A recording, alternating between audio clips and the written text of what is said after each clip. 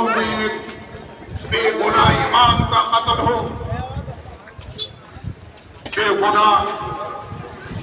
بے گناہوں کے مکانات، دکانیں اور دیگر تجارتی ادارے دردناک واقعات پر میں یہی کہوں گا، میں جنوں کا ہم سفر ہوں، میں جنوں کا ہم سفر ہوں، میرا کوئی گھر نہیں، میں جنوں کا ہم سفر ہوں، میرا کوئی گھر نہیں۔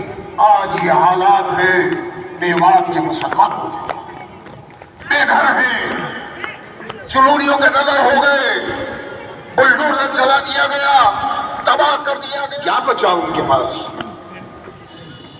ہندوستان کا کوئی قانون اگر یہ کہتا ہے کہ بغیر تحقیق کے لوگوں کے گھر اجاڑ دیے جائیں تو سمجھ میں آتا۔ ایک آتا سوشل میڈیا پر ایک ماں اپنے اس آشیانے کے ملک میں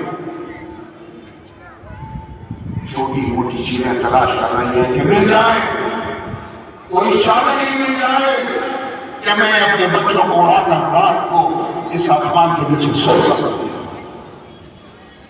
ایک نوجوان سے جب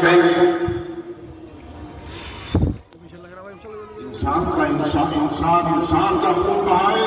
کسی کا باپ، کسی کا بھائی، کسی کی بہن، کسی کا شوہر، کسی کی بیٹی اور کسی ماں کا بال جب مارا جاتا ہے تو کیا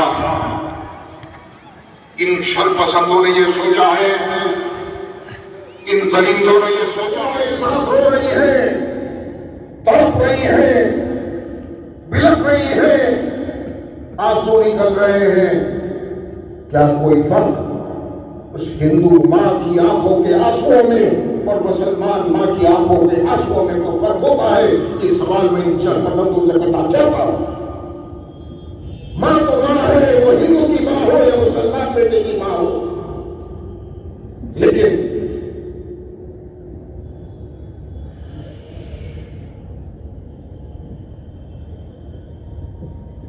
ان حالات کو کنٹرول کرنا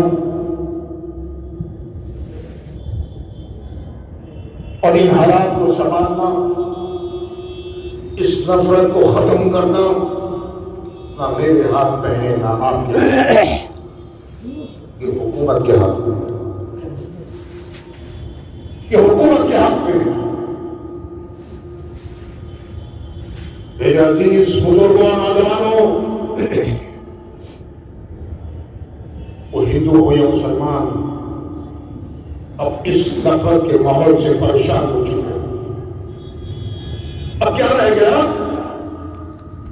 بے گناہ انسان مارے گئے، املاک جلائی گئی، کاروبار تباہ ہو گئے، آشیانے تباہ کر دیے گئے۔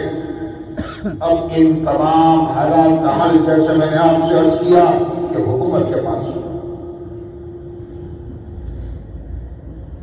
میں پھر وزیر اعظم سے کہوں گا، اس بات کو دوہرا رہا ہوں کہ آپ کی من کی بات تو سب سن رہے ہیں، مسلمانوں کی من کی بات بھی سن رہے ہیں۔ میں وزیر اعظم اور وزیر داخلہ سے کہوں گا کہ دل بڑا کریں، آگے آئیں، فلاں کا ثبوت دیں اور کھل کر مسلم قاتلین سے بات کریں۔ میں قاتلین سے کہوں گا اگر وزیر اعظم یا وزیر داخلہ کی طرف سے جواب آتا ہے تو میں کہوں گا کہ ہمیں بیٹھنا چاہیے، ہم بات کریں۔ جنگیں ہوتی ہیں، تباہیاں ہوتی ہیں، لڑائیاں ہوتی ہیں، لیکن آپ ماضی کی تاریخ اٹھا کر دیکھ لیجیے کہ پھر بات چیت کے ٹیبل پر آنا ہوتا ہے۔ میں آپ سے کہہ رہا ہوں ہندوستانی مسلمانوں کی طرف سے کہ ہم بات چیت کے لیے تیار ہیں، بیٹھیے، ہم سے سے بھی بات کیجیے اور ہندو لیڈر سے بھی بات کیجیے اور میرے جوائنٹ میٹنگ کیجیے اور ان حالات کا حل تلاش کیجیے، تاکہ یہ ماحول جو نفرت کا غبار ہے، جو نفرت کی آندھی ہے، اس سے ملک کو بچایا جا سکے۔ ہر ملک، کسی بھی ملک کو دیکھیے، وہ ترقی کی طرف جا رہے ہیں، ترقی کی بات کر رہے ہیں۔ ہم بات تو کرتے ہیں کہ ہمارا ملک ترقی کی طرف جا رہا ہے، لیکن حالات اس بات کا اشارہ دے رہے ہیں کہ نہیں، ہمیں اس ملک کو سنوارنے کے لیے، اس ملک کو بچانے کے لیے بہت کچھ کرنا ہوگا۔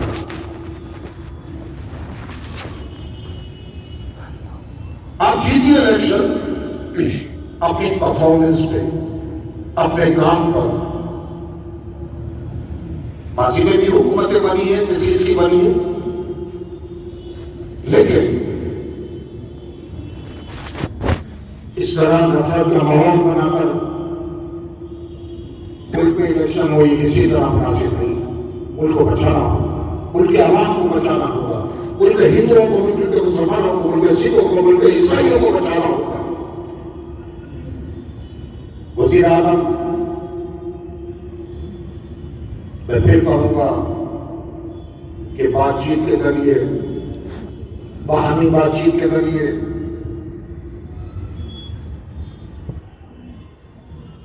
ان مسائل کا حل کیجیے، اس نفرت کو ختم کیجیے، تاکہ ملک کی فضا کو خوشگوار بنایا جا سکے۔ خدا آپ کا حامی و ناصر۔